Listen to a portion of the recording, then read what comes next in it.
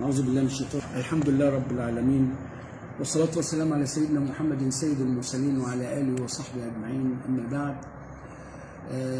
يسعدني أن أبدأ معكم اليوم جلسة نادي الأدب الخميس 15/7/2021 الموافق كام من ذي الحجة؟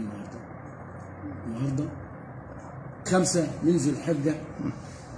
تلك الأيام الطيبة الجميلة التي تهل علينا بنسماتها الطيبة، والتي تهل علينا بذكراها العطرة، وبالشعيرة الكبيرة من شعائر الإسلام، والتي نتمنى من الله عز وجل أن يحفنا سبحانه برحماته ويجللنا بعطفه وبجلاله وبجماله، ويكملنا بكماله، إنه على كل شيء قدير. نعم المولى ونعم النصير. بقول انت ليه معندة معايا؟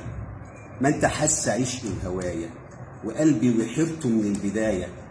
سلمت ليك أرضي وسمايا، عشمان في حبك ينور حياتي ويسعد جفايا ويسعد جفايا. أرجوكي كفاية، انت ليه معندة معايا؟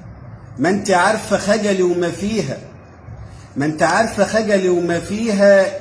أنا كنت مستني تيجي تقوليها إنك مغرمة بنفس الحكاية. أتريكي واخداها لعب وهواية، وسهرت ليلي خالي الوسادة. انت ليه معندة معايا؟ دايما في بعدك وسايقة دلالك، ولما واجهتك بينت جهلك مش واخدة بالك. وأنا كنت عاشق فيكي جمالك، وانت عاشقة فيكي غرورك. كان حبي ليكي عنوان ملامحي. حرام عليكي ظلمت قلبي بحب وهمي. كنت مفارق العشق والهوى، لما انجرح قلبي مرة وانكوى. ولا كان في خاطري ولا كنت ناوي أحب تاني، واسهر ليالي العاشق الغاوي. معرفش ايه جرالي، من خدني ورماني على بحر هواكي ونساني. لخبط لي كياني رسمك في عقل غية، فحن قلبي واتمرد عليا.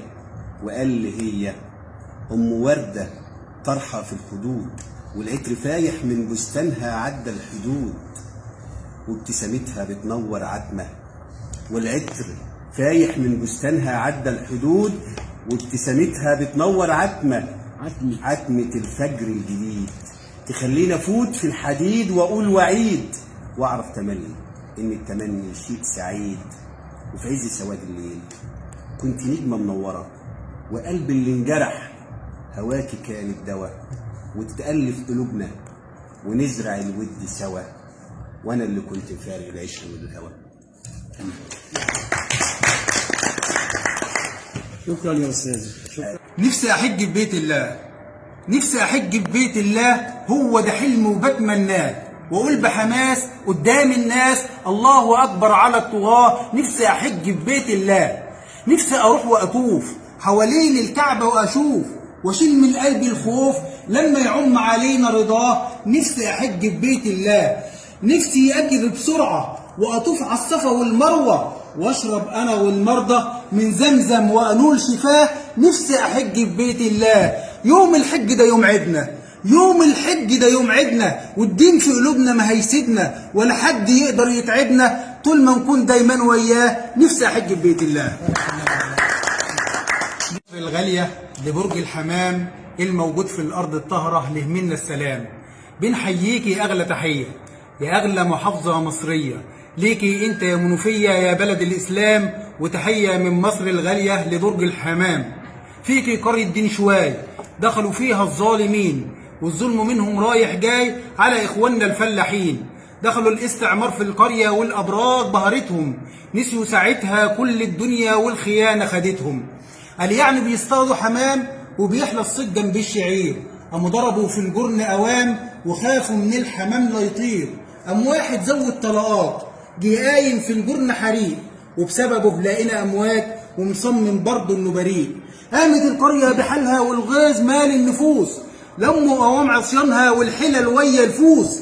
يا سلام سلم على الأبطال لما يربوا للطغى خوف، جرية هم زي العيال يلا تعالى اتفرج شوف. اتفرج على مجد بلدنا في الشدة نلاقيهم، ولما نعلم ده لأولادنا ربنا هيحميهم. المنوفية شافت ياما وده حكايتها سمعت معايا، ده هواها ونسمتها دوايا وكلامها ده أغلى كلام. وتحية من مصر الغالية لبرج الحمام. 3 محاور.